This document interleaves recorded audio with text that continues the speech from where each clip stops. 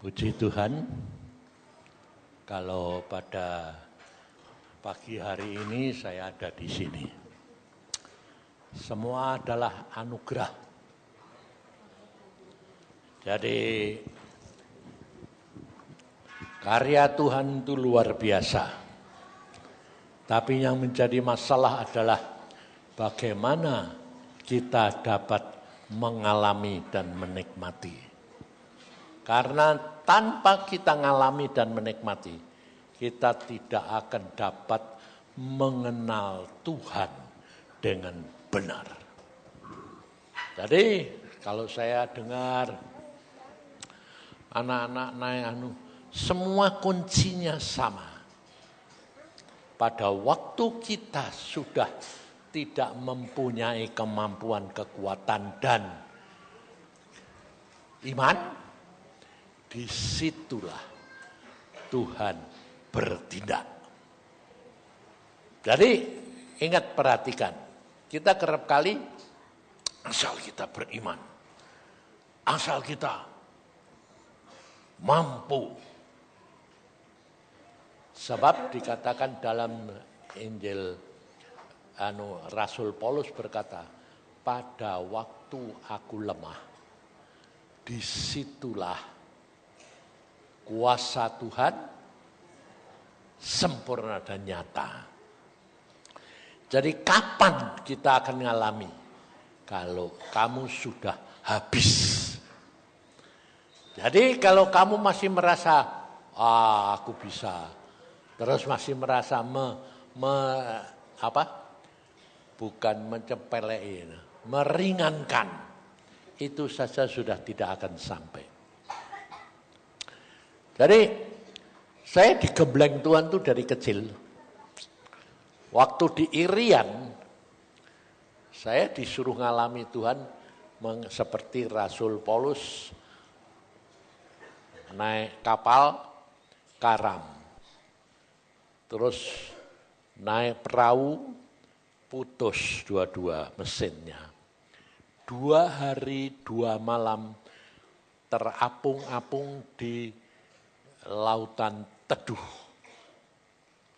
Tidak tahu arah, tidak tahu apa-apa, tidak ada alat komunikasi, tidak punya apa-apa. Dan saya hanya makan kelapa muda. Makanya sampai zaman sekarang saya suka kelapa muda. Karena 2 hari 2 malam hanya makan kelapa muda. Karena memang kalau kita turne, selalu disuruh membawa kelapa muda. Kenapa? Saya bilang, kita tidak tahu dokter. Nanti di tengah jalan mesin putus. Loh, kita bawa 2 mesin. Tidak mungkin putus satu lagi. Wah, kita tidak pernah bisa menduga. Oke, 2 putus. Terapung-apung di atas lautan, tidak tahu arah, memandang itu tidak ada, hanya ada air. Saya bilang, ikan banyak gitu kok, ikan banyak loh. Ikan tongkol tuh gede-gede, banyak. Wah, loncat sana, loncat sini. Saya bilang, tangkep dong. Tangkep, makannya bagaimana? Sashimi. Wah, zaman itu belum ada sashimi. Enggak sampai kita makan mentah gitu. Terus saya bilang, ngangkepnya pakai apa? Oh, kalau nangkep gampang. Pakai apa? Sapu tangan. Nangkep pakai sapu tangan? Iya. Yuk kita deketi. Sapu tangan digini-gini, digigit. Terus makannya bagaimana? Masalah. Nah, ini masalah. Makanya saya bilang, kalau engkau tidak ngalami, engkau tidak akan tahu bahwa Tuhan itu luar biasa. Kita kerap kali disuruh ngadepi kayak begitu, karena apa? Karena Tuhan tahu, kamu tuh masih muda, mau nih karepmu dewek. Kalau disuruh nyerah sama Tuhan tuh bilang, ya nyerah, tapi, nah ya itu. Tapinya itu pikiranmu itu yang tidak sampai. Dan hambatan pertama adalah pikiranmu. Watakmu itu yang sulit sekali. Maka dari itu saya berdoa, Tuhan, ini aku buat suruh ke Mahanaim ngapain? Oh, mereka sudah ahli perang kabeh gitu kok. Sudah pinter-pinter. Aku sendiri malah kalah. Tapi Tuhan berkata, sampaikan.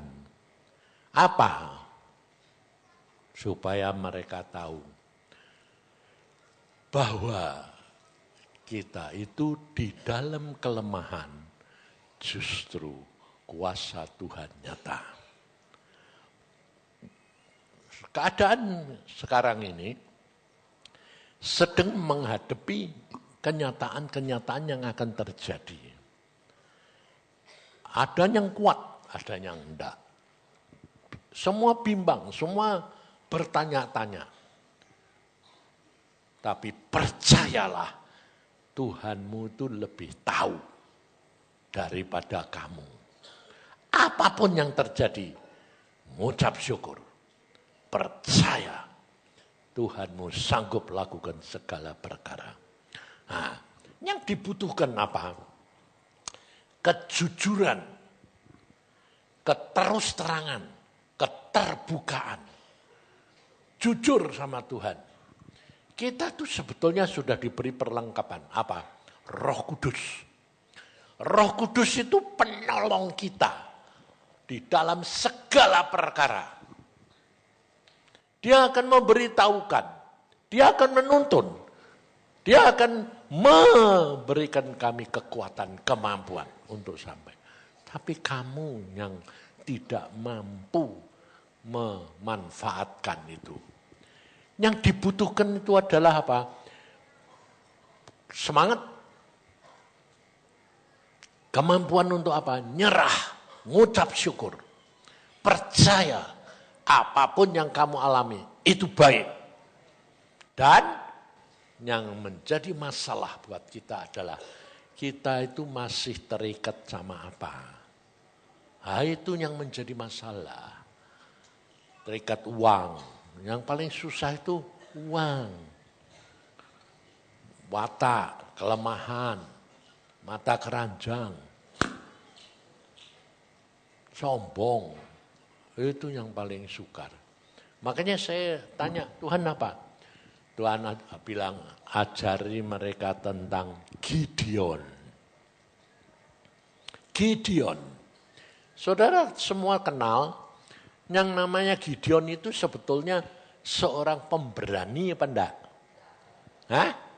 Enggak. Tapi Tuhan berkata apa? Pahlawan yang gagah berani. Aneh enggak? Bertentangan enggak? Itu Tuhan. Kenapa dipilih Gideon? Orang yang lemah, orang yang ketakutan dan penakut. Nah, lucunya saudara, pada waktu dia memilih Gideon, Tuhan bilang pahlawan yang gagah berani. Dan pertama kali dia beri apa? Pengikut.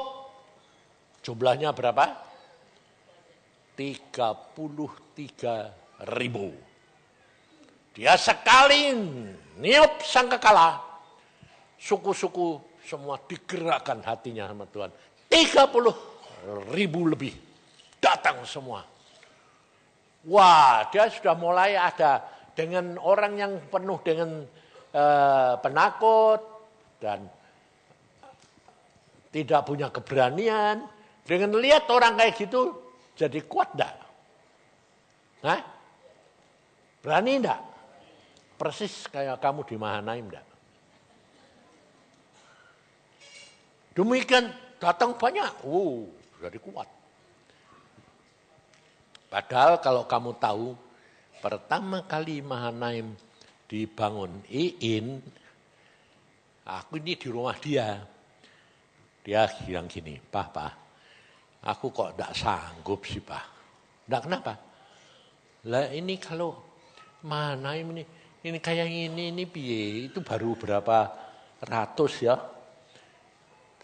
Persembahan kasih tidak punya, ini piye. Loh, kamu kok ribut kayak gitu, itu ini milik siapa? Milik Tuhan. Lah kalau kamu yang sedih, susah. Iya ya.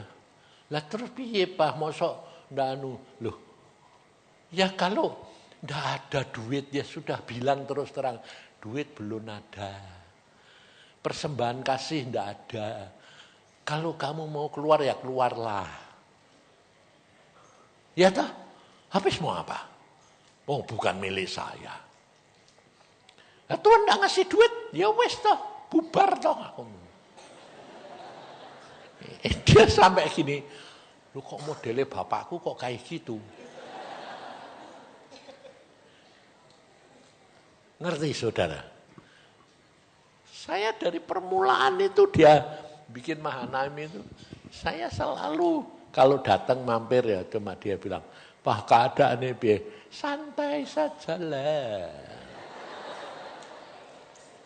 Ya udah mungkin toh Pak, lu kok tidak mungkin kenapa? Ini milik siapa? Yang dibutuhkan itu percaya dan kamu dengeran peka. Bukan masa bodoh. Kalau tidak ada, ya bilang aja terus terang. Tuhan, tidak ada.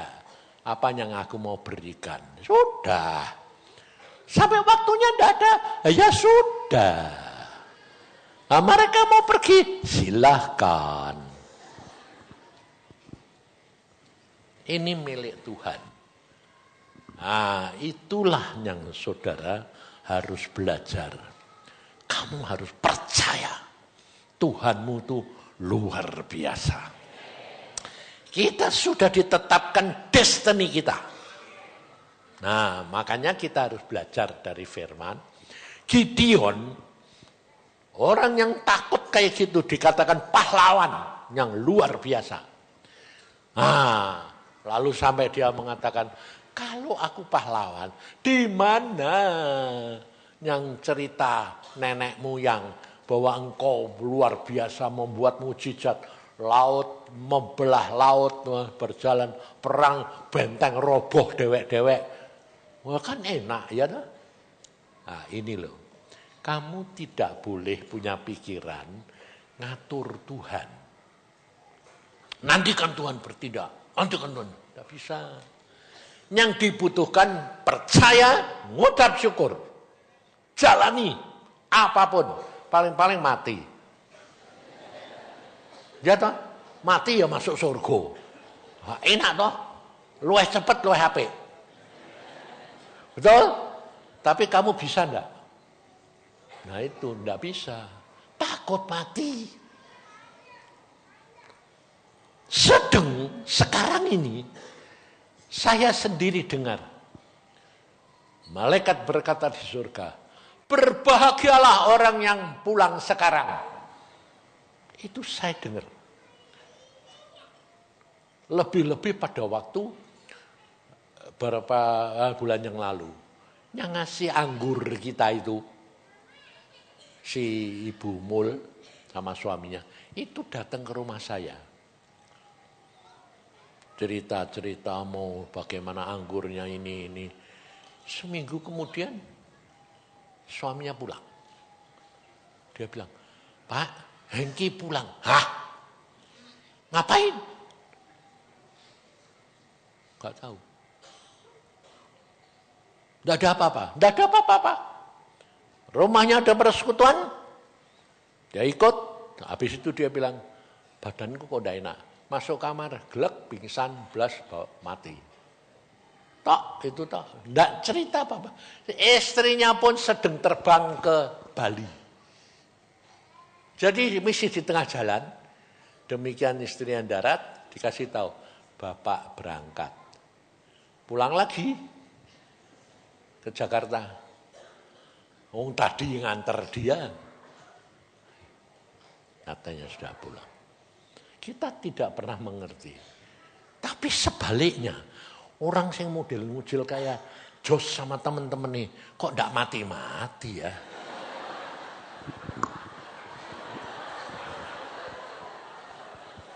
Wong dia juga sudah ngomong, enggak kuat. Betul enggak? Hah? Kok malah enggak mati-mati? Memang Tuhan itu unik, antik, misteris, membingungkan.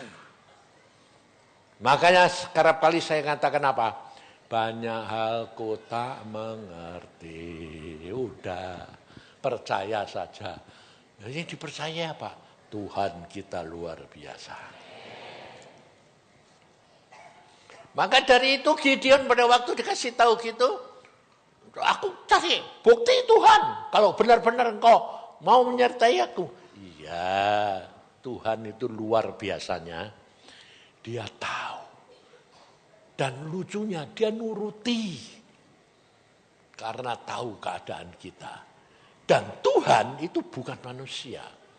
Kalau ada seseorang yang sudah menyakitkan atau mengecewakan kita sudah punya a priori terhadap orang itu sudah tidak bisa terima. Tuhan enggak. Ini kelemahannya gini, dobrak. Kebaikannya cuma satu, diurusi yang satu. Aku bilang, lu kenapa Tuhan? Aku mau.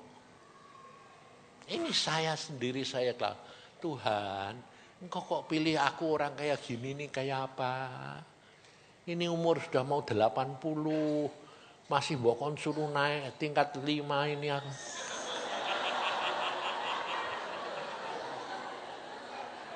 Ini mbok suruh mana? Lu udah ada lab Tuhan. Ya nanti tingkat kuat, jalani aja. Nyatanya aja kuat tuh. Cuma mau berhenti, berhenti sebentar Beb. Masih kurang 2 kok. Ternyata cuma kurang 1. Naik lu mana lu sudah sampai ini kok. Oh, kita kerap kali tidak bisa mengerti. Ngerti enggak? Yang dibutuhkan itu percaya saja. Udah. Dan kamu baca firman dan katakan kepada jiwamu. Saya pertama kali mau ikut Tuhan dan Tuhan berkata, engkau harus ngomong. Kenapa? Karena setiap hamba Tuhan, anak-anak Tuhan yang dapat karunia banyak, itu selalu terjebak dan jatuh. Karena apa? Merasa disayang Tuhan. Hati-hati, itu jebakan. Karena kamu merasa disayang Tuhan dan merasa kamu mampu, justru di situ jebakan setan.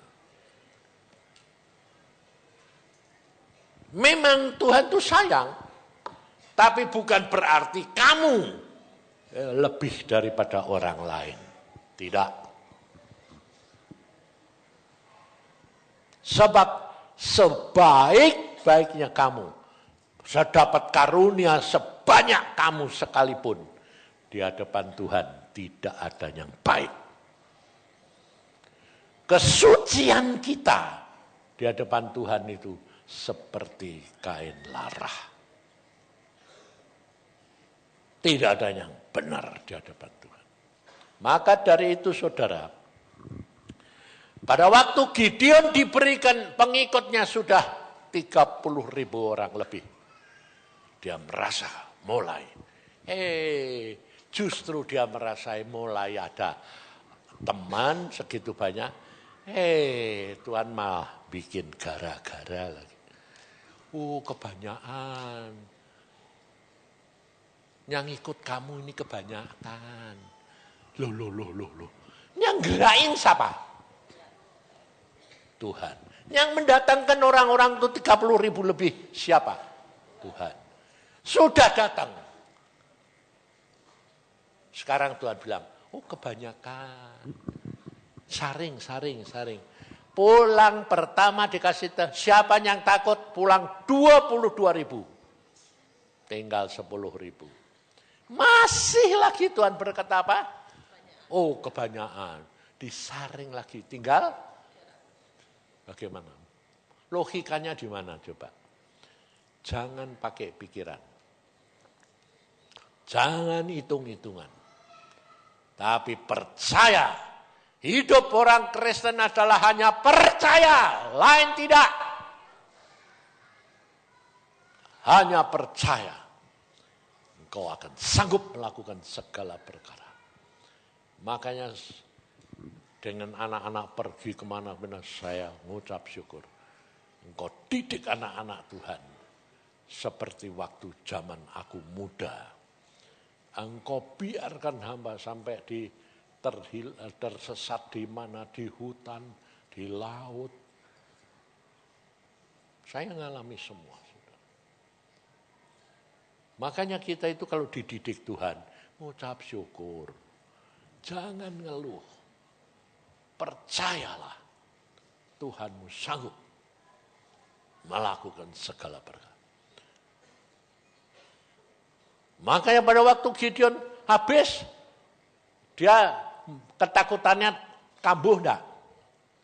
Ingat, jangan merasa kalau sudah sama Tuhan lalu tidak ada kelemahan, tetap kambuh. Sehingga pada waktu Gideon disuruh nyerbu, takut. Sehingga Tuhan berkata, kalau kamu takut, coba kamu ngintip. Aneh enggak? Orang takut suruh ngintip musuh. Malah suruh datang ke tempat perkemahan musuh. Enggak masuk akal. Ya masuk sana ya ditangkap, betul? Dia malah, kamu ke sana sama bujangmu. Ngapain? Sudah ke sana. Jangan tanya-tanya ngapain, bagaimana. Kalau Tuhan bilang, kamu ke sana, jalani saja. Paling-paling mati, ditangkap selesai. Jangan mikir. Sampai di sana cuma dengerin orang ngimpi. Setelah itu jadi kuat. Akan aneh tuh. Nah, kenapa kalau orang mimpi? Tuhan sendiri dia ngomong kan lebih kuat toh. Kalau Tuhan ngomong itu kan beres. Kok dengerin orang ngimpi kok roti guling perkemahan semua dibabat sama roti. Sebutir roti. Wah, setelah itu bangkit dia. Terus apa? Nah, orang perang kok disuruh bawa trompet sama buyung sama isinya api. Logikanya di mana? Udah ikuti aja. Ingat saudara. Dan dia kelemahan Gideon. Kamu harus belajar. Karena dia dipilih dan dia berkata, demi Tuhan dan Gideon. Itu kelemahan. Demi Tuhan pun tidak ada demi Gideon. Makanya pada waktu saya dipanggil Tuhan bilang, ingat, setiap kali kamu melakukan tugas yang aku sudah perintahkan, kamu harus ngomong, aku adalah hamba yang tidak berguna. Aku hanya melakukan apa yang Tuhan perintahkan. Ngomong sama diri kita sendiri. Dan itu sampai sekarang saya masih bisa berdiri di sini.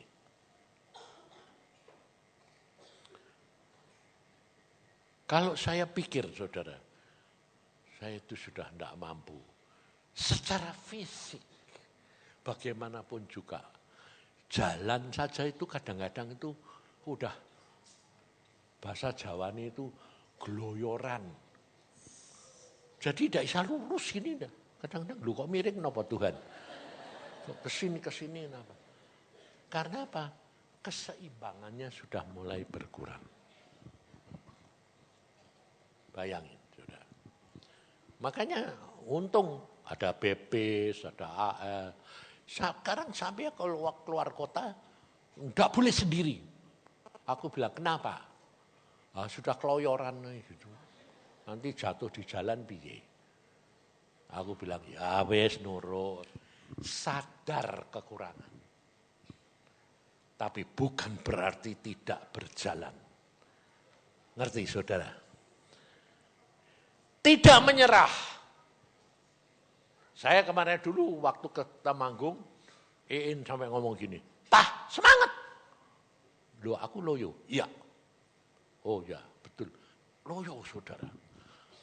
Sampai pulang itu, Lani ngomong gini, "Pah, waktu di Temanggung itu Cici sama Agung ngomong apa?"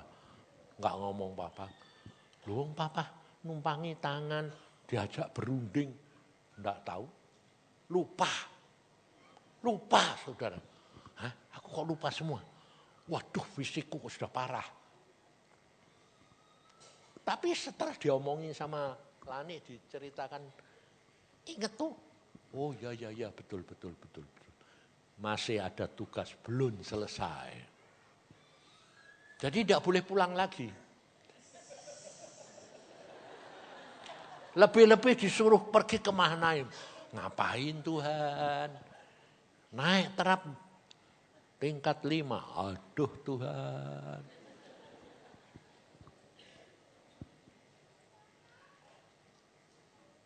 Sampai aku yang bilang, kenapa sih Iin kok beli lip yang murah punya ITB itu cuma 4 juta.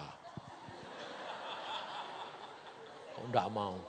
Kan warrior, tukang perang. Oh, infanteri. Oh ya wis lah. Ya sudah, aku bilang. Kuncinya di mana saudara? Segala sesuatu saya kemukakan sama Tuhan.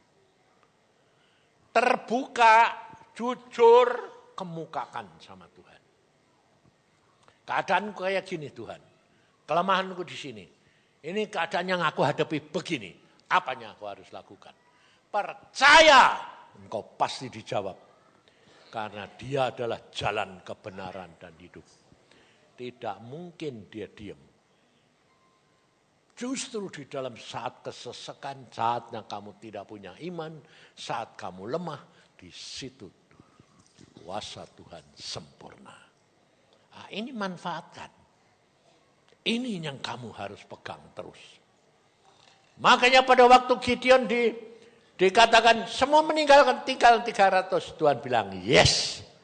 Dengan 300 ini aku akan menyelamatkan kamu. Dan perhatikan saudara. Dengan 300 dia dapat mengalahkan.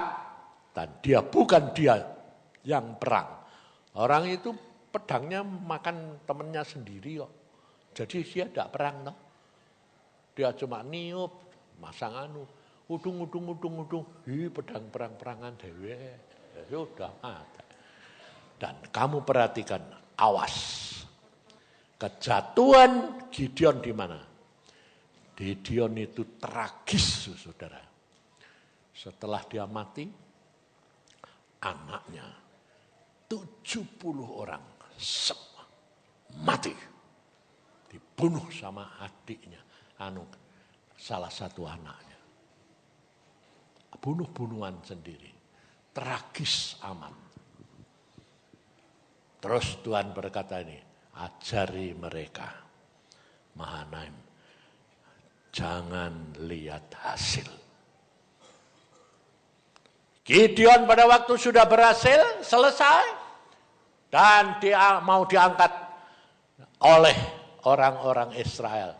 Kamu yang merintah, anak cucumu turut merintah. Gideon bilang, tidak, yang merintah kamu Tuhan. Bagus toh? Karena dia sadar bukan dia. Tapi perhatikan, dia minta apa? Anting-anting hasil. Dan dari hasil itu dia membuat efod. Membuat efod itu kan baju ya. Baju imam. Dengan emas itu. Dan itu jadi berhala. Sehingga membawa kemusnahan keluarganya. Perhatikan saudara. Tuhan pesan. Jangan sampai anak-anak Tuhan di Mahanaim ini berhasil, terus kemudian lihat hasil, lupa diri, membuat berhala yang tidak pernah. Orang bikin efod itu kan bajunya imam, bagus. Seolah-olah itu bukan berhala, tapi itu bisa jadi berhala. Apa yang kamu suka? Maka dari itu kita itu wajib di hadapan Tuhan, jujur apa adanya, beritahukan semuanya. Kelemahanmu, kelebihanmu, semua beritahukan. Dan menghadapi apapun, jujur ngomong sama Tuhan. Terus terang. Tuhan pasti buka jalan buat kamu. Dia Allah yang luar biasa. Dan selalu ada jalan. Makanya saya orang ini tidak peduli saya. Tidak urusan saya. Kalau Tuhan suruh pergi, berangkat saya. Tidak peduli saya. Bayangin saudara kemarin. Ada hamba Tuhan sakit. Sakit kanker. Sudah ditutupi sama keluarganya. Semua sudah ditutup-tutupi. Jangan sampai ada orang tahu. Didoakan. Terus datanglah hamba Tuhan yang dar karunia. Jangan khawatir, kita berdoa. Tambah 10 tahun. Wah, keluarganya senang.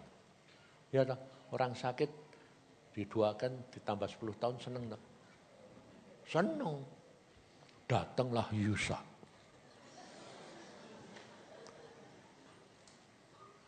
Akhirnya pulang. Saya jam 11 datang ke rumah sakit, saya bilang, pulang. Hah, pulang. Kapan? Sekarang. Istrinya di situ bilang gini, loh, sing hamba Tuhan itu bilang 10 tahun, sing ini bilang suruh pulang. Jam 11 saya datang, setengah 12 saya pulang, selesai sampai ketemu di surga. Jam 9 mati. Terus dia bilang, datanglah, istrinya yang ngomong loh, datanglah Yusa, 10 tahun dihapus semua.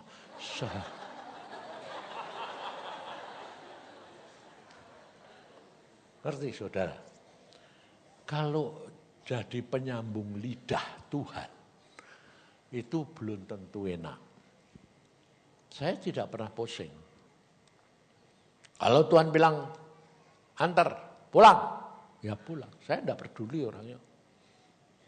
Sebab saya punya prinsip, siapa yang pulang dulu? Untung.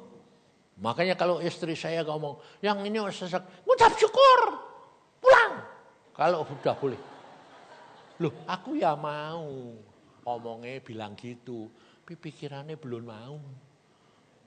Kalau sudah waktunya ngucap syukur, pulang. Ya, aku ya mau, tapi tidak pulang-pulang. Pikiranmu belum mau pulang. No. Aku mau. Ya. Kalau kamu tidak ngalami sendiri, itu tidak percaya.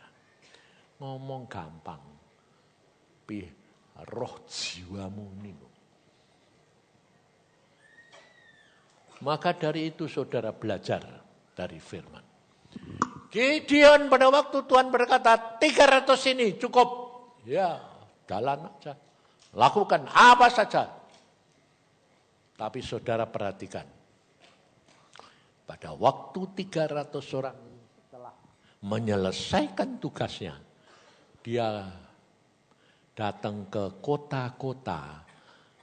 Minta roti dan air. Tidak ada orang memberi. Tidak ada orang memberi. Dan Gideon marah. Nanti kalau aku sampai kembali lagi bawa kepalanya raja itu. Kamu tua-tua ini akan tak gebuki pakai duri dari hutan. Dan mereka digebuki sungguh loh. Pulang itu 70 tua-tua dikumpulin dihajar semua sama duri. Terus yang di menaranya dirobohin. Ngerti saudara? Di situ Gideon tidak dapat menguasai diri. Lupa itu karya dan pekerjaan Tuhan. Maka dari itu engkau harus berkata kepada dirimu sendiri. Lukas 17 ayat 10. Aku adalah hamba. Setelah kamu melakukan semua tugas yang dari Tuhan, kamu harus ngomong. Aku adalah hamba yang tidak berguna. Jadi kalau kamu diejek, kamu dikatakan apa-apa, santai, ngucap syukur. Saya ngalami, bayangin saudara, melayani seorang bapak, sarjana, orang kaya, 4 tahun. Tiap pagi jam 7 sampai jam 8. Saya mampir ke rumahnya, melayani. Firman, menduakan. 4 tahun. Sudah berhasil, selesai. Dikatakan apa? Yusa, 1 hari loh itu. Sudah selesai 4 tahun. Datang, Yusa, selamat tinggal. Hah? Mau kemana Om? Bukan kemana-mana. Aku sekarang sudah tidak butuh kamu lagi. Rasain. 4 tahun. Tiap pagi sebelum pergi ngantor ke direktur sekolah perawat, mampir rumah dia, melayani. Selesai berhasil, hasilnya sudah miliaran. Aku mulai hari ini tidak butuh kamu. Rasanya kayak apa saudara? Apakah saya malaikat? Puji Tuhan. Enggak. Saya pun marah. Tapi bedanya di sini. Kenapa Gideon dibiarkan aku enggak? Nah, karena apa? Sikap hati. Tanya Tuhan dalam segala perkara. Waktu dia bilang, aku tidak butuh kamu. Saya bilang, aku rasanya kepingin tak tonjok. Aku tidak dapat uang 1 sen 4 tahun melayani. Mbok usir sekarang. Sudah berhasil. Saya bilang, Tuhan, marahnya bukan sama manusia, marah sama Tuhan. Dari duluan aku sudah bilang tidak mau melayani orang model kayak gitu. Kenapa mbok suruh? Dia tidak jawab, rendah hatinya. Waktu itu terus saya mau pulang, kursinya nempel pantat. Aku naik ikut. Tak pikir ini ada leme. Nah, kursi ini kan kursi zaman kuno, stalbes. Tidak kuat ngangkat. Loh, saya gini tidak ada. Gini tidak ada. Lah yang nempel apa? Ngalami sampai kayak gitu. Yang nempel apa sih Tuhan ini? Tidak ngomong. Cuma angsal tak angkat, ikut. Dan itu tidak sekali. 3-4 kali. Saya orangnya kan bandel. Apa sih yang nempel? Tidak ada. Mulai dicoba lagi. Ya, nempel lagi. Ya, apa sih Tuhan? Dari situ saya tahu. Seperti Samuel dipanggil Tuhan. Dicari engkong Eli. Enggak. 2 kali, enggak 3 kali. Aku pun ngalami sama Tuhan. Waktu kos. Tengah malam jam 12. Dipanggil nama saya. Chongsin. Nama saya dulu Chongsin, bukan Yusa. Yusa ini kan nama baru. Aku dulu kasih nama Yusa, ya enggak mau. Yusa buat apa? Aku bilang. Itu namaku, nak. Yosua itu namaku. Aku berikan kamu. Supaya kamu ngalami seperti yang aku alami. Ya sudah, mau. Panggil saudara. Malam-malam itu panggil. Chongsin, keluar. Siapa yang nyari saya? Saya keluar loh. Saya tidak tahu kalau itu Tuhan. Jadi keluar jam 12:30, ya tidak mungkin ada orang toh Tuhan. Ya tidak ngomong. Apa sudah keluar kan yang ngomong di luar toh ya. Aku nih, lu kan lumayan. Makanya kamu tuh harus kenal Tuhanmu. Tidak ngomong. Aku balik lagi, mulai mau tidur. Jongsin. Siapa sini? Keluar lagi saya. Kedua, saya lihat, wah enggak, pasti Tuhan. Terus saya masuk, saya bilang, Tuhan, Engkau yang manggil aku. Yes. Nah, ngomong dia, ada apa Tuhan? Hambamu mendengar. Ngomong-ngomong seperti manusia gini. Ingat, aku kasih tahu kamu. Pilih apa?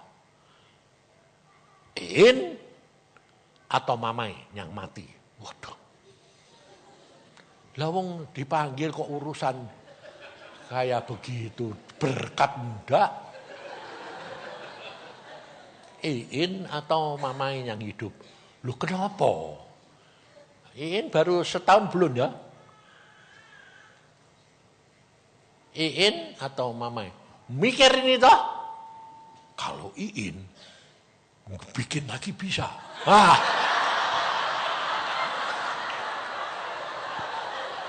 Loh, betul enggak? Mikir loh, jangan kamu kira aku ini enggak mikir. Iin, ini belum setahun. Bikin lagi bisa lah. Tapi Dek Mamai, repot. Sebabnya nyari orang model kayak gitu kan susah. Loh, tante itu luar biasa loh. Meskipun hati ini keras. Oh, tapi dia sebagai seorang istri melayani suami, ngetop. Nanti aku mikir, yang mana ya Tuhan? Cepat jawab. Wes moh bingung aku. Kalau Iin nanti mati Mamai susah, ya percuma. Ngapain aku bilang? Dek Mamai sing mati, luwih susah meneh ngurusi model Iin aku. Wis susah meneh Tuhan aku minum. Wis balik. Saya itu menghadapi kenyataan hidup begitu. Saya kembali, wis pilihin, terserah. Oke, aku tetapkan 3 hari yang akan datang. Ya, 3 hari yang akan datang saya di telegram sama istri saya. Iin sakit keras. Aku mau ujian dulu. Aduh piye ini? Ujian atau Iin? Ujian paling mati ya wis mati ben lah. Wis milih Mamai ya wis ini mati. Jadi saya tetap ujian. Selesai ujian saya pulang. Saya pikir saya pulang wis dengar Iin mati. Bapak, Mamai sudah telepon, mamahku, papaku, Mae sudah datang semua ke Semarang. Iin meninggal. Jadi saya pulang, wis Iin matek lah aku menurut. Wis engko bikin gawe meneh. Jadi saya tuh orangnya memang hidup kenyataan ya begini ini. Jadi terus saya pulang, lah ini sudah digendong Mamai. Lu kok rasis do mati? Jadi saya tidak tanya apa-apa. Loh, rasis do mati? Nggak. Oh, kapan? Kenapa tidak bisa? Aku sudah nyerah, tak sukamu Tuhan. Mak bilang, aku serahin. Kalau harus pulang, kalau harus enggak. Malah hidup. Hidup dengan Tuhan itu aneh toh? Ngeri-ngeri, sedep. Percayalah. Tuhanmu luar biasa. Maka dari itu saudara, kalau Gideon pada waktu itu dipakai, ingat ya, saya ingatkan. Jangan sampai kamu jatuh seperti Gideon. Jangan lihat hasil. Apapun, ngucap syukur. Tuhanmu baik. Tuhan punya destiny buat kamu sendiri. Tidak sama. Tapi jangan khawatir. Tuhan yang punya menetapkan. Dan ingat, dengan Tuhan itu bisa diubah. Jadi jangan tetapkan, ini jodohku. Tidak bisa diubah. Bisa diubah. Kenapa Tuhan berubah-berubah? Tidak tahu. Memang Tuhan suka bikin gara-gara. Itu Tuhan kita. Yang penting kamu percaya Tuhan baik. Semua akan jalan sesuai dengan kehendak Tuhan. Sebab kita tidak pernah tahu, saudara. Bumi di bawah kita sudah melekah. Saya waktu di Cirebon Tuhan berkata, jaga-jaga dan berdoa. Apa yang akan terjadi? Tidak tahu. Tapi pasti terjadi. Tidak tahu. Saya juga tidak mau tahu. Apa yang aku harus lakukan Tuhan? Ingatkan supaya berjaga dan berdoa. Waktunya sudah sangat singkat. Maka dari itu saudara, kita harus waspada. Apa yang terjadi tidak tahu. Tapi ngucap syukur. Lakukan bagianmu. Kamu berjaga berdoa. Kalau Tuhan ingatkan, lakukan. Jangan tanya-tanya. Jangan terlalu dianalisa. Kalau sudah kepepet, tanya pemimpin. Kalau pemimpin bilang gini, terjang saja sing salah pemimpinnya. Paling-paling digantung sama-sama. Jadi kamu harus berani punya sikap hati yang tertuju hanya kepada Tuhan. Maka engkau akan menikmati hasil karya Tuhan yang luar biasa. Amin. Ayo sembahyang. Tuhan, hambamu sudah sampaikan. Hamba tidak tahu. Tapi engkau mengatakan, ingatkan, waspada. Selalu ngomong sama diri kita sendiri. Aku adalah hamba yang tidak berguna. Aku hanya melakukan apa yang engkau perintahkan. Terima kasih Tuhan. Dan hambamu minta belas kasihanmu. Engkau kuasai anak-anakmu di tempat ini. Karena belakangan ini Tuhan, yang telepon kepada hamba semua, istri, suami, istri sama suami dikacaukan. Kalau tidak suaminya, istrinya. Aduh, sampai aku bilang, Tuhan, ini bagaimana anak baru 17 bulan, istrinya selingkuh. Anak baru lahir, suaminya selingkuh. Piye tah Tuhan?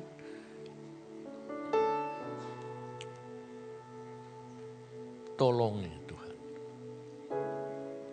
Dan hambamu percaya, kalau engkau mau, pasti ada jalan keluar. Karena engkaulah jalan kebenaran dan hidup. Supaya anak-anakmu di tempat ini kuat, menyelesaikan destininya. Dan kemuliaan Tuhan boleh nyata dalam hidup. Terima kasih Tuhan. Karuniakan kepada anak-anakmu di tempat ini. Hati, sikap hati yang menengadah kepadamu. Tidak yang lain. Yang mendahulukan engkau. Supaya kemuliaan Tuhan nyata. Terima kasih Tuhan.